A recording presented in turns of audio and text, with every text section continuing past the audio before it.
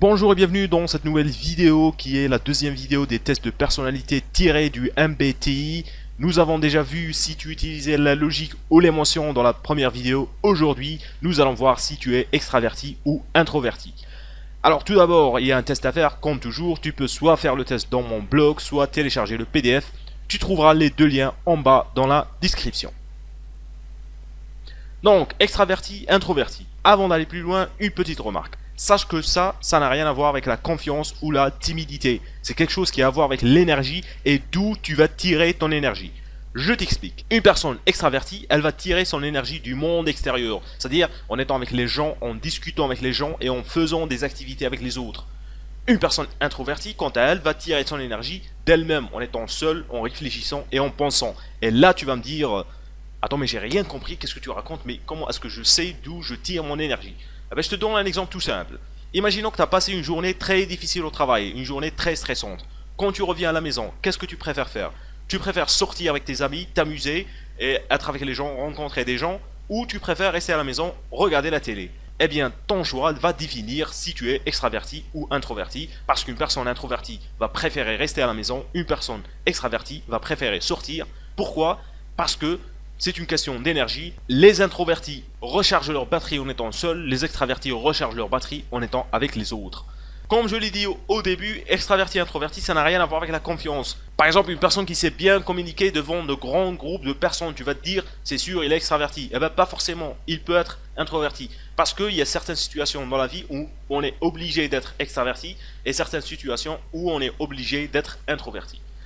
Passons maintenant aux caractéristiques des gens qui sont extravertis. Tu vas trouver qu'ils tirent leur énergie de l'environnement extérieur et ainsi leur niveau d'énergie augmente à mesure qu'ils parlent avec les autres et font des nouvelles rencontres et activités. L'inactivité, la pensée et la réflexion tendent à conduire à une baisse de l'énergie nécessitant l'interaction avec les gens pour la recharger.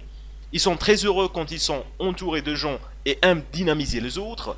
Ils ont beaucoup d'amis et connaissent beaucoup de gens parce qu'ils communiquent énormément avec les gens. Tu vas trouver aussi qu'ils aiment les interactions sociales et ont tendance à être enthousiastes et très actifs. Ils adorent les grands rassemblements sociaux tels que les fêtes et toutes sortes d'activités de groupe. Souvent, leur compréhension d'un problème devient plus claire s'ils peuvent en parler aux autres. Ils ont tendance à agir d'abord, puis réfléchir, puis agir encore. Alors qu'une personne qui est introvertie, tu vas trouver qu'il est plus à l'aise tout seul ou avec un petit groupe d'amis. Ils sont pas à l'aise du tout dans les grandes foules, ça les stresse. Ils ont peu d'amis proches et peu de connaissances. Ils sont très à l'aise dans une chambre ou une voiture où personne ne parle et ça c'est une situation qui va littéralement énerver une personne qui est extravertie. Une personne qui est extravertie, elle veut parler, elle veut que les gens parlent, ça l'énerve quand personne ne parle. Ils aiment avoir des conversations plus profondes et significatives. Ils préfèrent souvent faire les choses seuls ou avec une ou deux personnes avec qui ils se sentent très à l'aise. Les introvertis, tu vas trouver qu'ils préfèrent très bien connaître quelques personnes au lieu de parler avec tout le monde. Ils préfèrent généralement bien réfléchir et analyser leurs idées avant de les exprimer. Les grands groupes de personnes et les situations sociales les fatiguent et ils ont généralement besoin de temps seuls pour recharger leur batterie. Ils obtiennent leur énergie de leur monde intérieur et ils ont tendance à réfléchir, puis agir, puis réfléchir davantage. Une situation intéressante qui peut se passer entre une personne qui est extravertie et une personne qui est introvertie, c'est que l'extraverti il va parler, puis il va s'arrêter de parler, il va attendre que l'introverti réponde. Et là l'introverti va pas répondre, il va réfléchir à sa réponse. Ça surprend la personne qui est extravertie parce que lui, il est habitué à parler directement sans trop prendre de temps pour réfléchir à ce qu'il va dire. Donc qu'est-ce qu'il fait? Il va se mettre à parler à nouveau et il va se dire, mais qu'est-ce qu'il a ce type? Pourquoi il parle pas?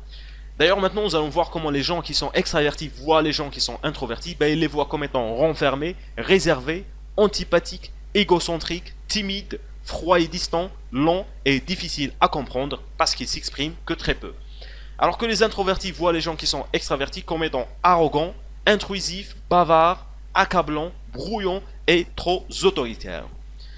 Voilà donc maintenant tu sais si tu es introverti ou extraverti. Comme toujours, n'oublie pas de me laisser tes avis et commentaires. Et si tu as aimé cette vidéo, n'oublie pas de t'abonner à ma chaîne afin de recevoir plus d'autres vidéos de ce genre. On se retrouve très prochainement pour les deux autres vidéos qui restent de cette série des tests de personnalité du MBTI.